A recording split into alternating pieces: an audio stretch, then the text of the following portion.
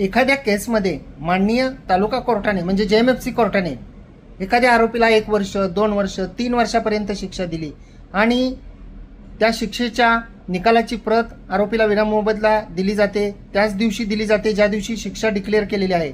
परंतु अशा प्रकारे शिक्षा दिल्यानंतर आरोपीला ताबडतोब जेलमध्ये पाठवले जाते का, याबद्दल आज आपण बोलणार आहोत।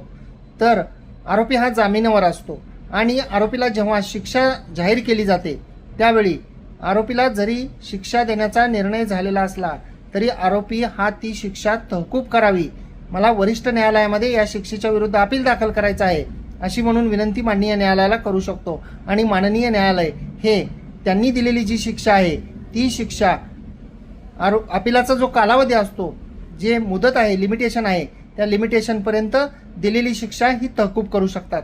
अशाच प्रकारची महत्त्वपूर्ण माहिती ऐकण्यासाठी कोर्ट कचेरी या YouTube चॅनलला सबस्क्राईब करा, या व्हिडिओला शेअर करा।